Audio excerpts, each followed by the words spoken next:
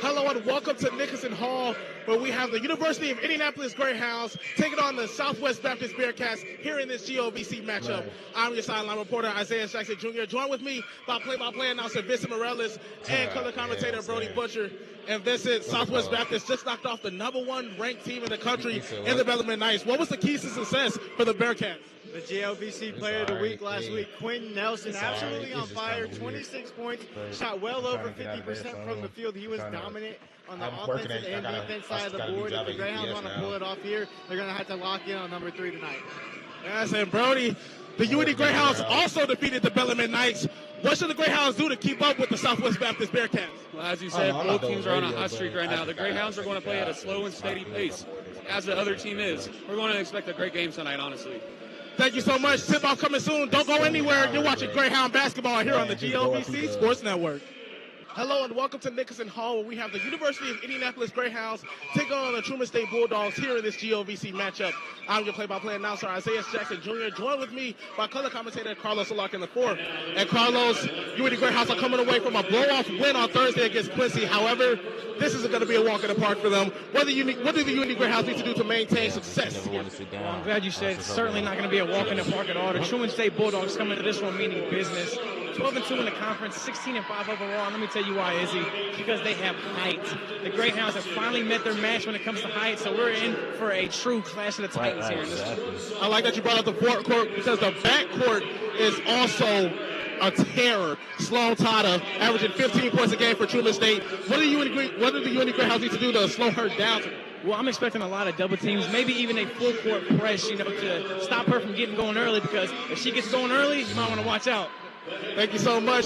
Tip-off is moments away. You're watching Greyhound basketball here on the GOVC Sports Network.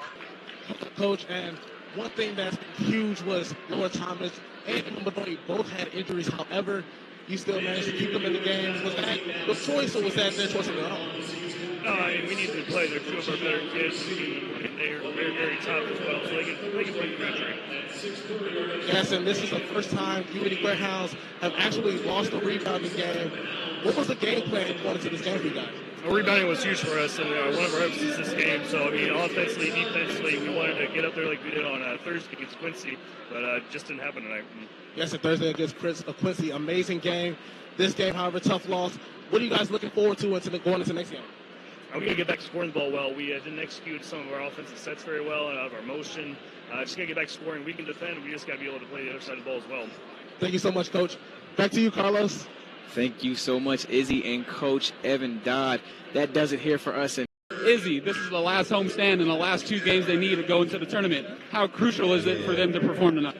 All the Greyhounds want to go in with some momentum. They have to win these last 2 games. The last time they faced McKinney, they came away with the win with the Sassone sisters contributing heavily, and including Laura Thomas having a 37-point game last game. UIndy Greyhounds need to keep up that intensity. Hello and welcome to Nickerson Hall, where the University of Indianapolis Greyhounds are taking on the Cedarville Yellow Jackets here in this non-conference matchup. I'm your play-by-play commentator, Isaias Jackson, joined with me by color commentator Buzz Larkin and Carlos. Since 2015, the Yellow Jackets have been winning 2 straight against University of Indianapolis. How do you think UIndy should come away with the win? Well, I tell you, Isaiah, it's going to be big for UIndy to rebound tonight. They have very good size against Cedarville. Daisha Evans, Emma Benoit, Mackenzie Telfair. UIndy has a rebounding margin this season of 21.7, which ranks them 4th in the country. So that's going to be crucial for them tonight.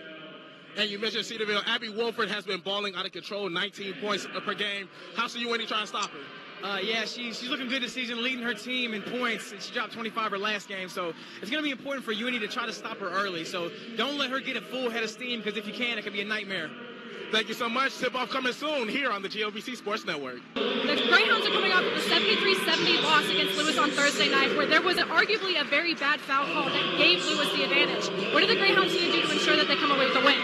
Well, the Greyhounds had an electric 50% shooting in the first 3 quarters of that game. They need to push that going into this game. And not only that, Emma Benoit's on limited time. They need to focus on rebounding. That should be the key focus in this game today. And as you said, Emma Benoit is out on limited time dealing with a foot injury, and Daisha Evans, is out for the rest of the season. How does that affect the dynamic of tonight's game? Isaias, how do you think this game will turn out tonight? Well, if UIndy plays the same way they did last game against Malone, there should be no problem. I mean, in the first half, they held their opponents to just 8% from the field. So if they keep up that high-energy defense, there's no way they can come away with the loss today.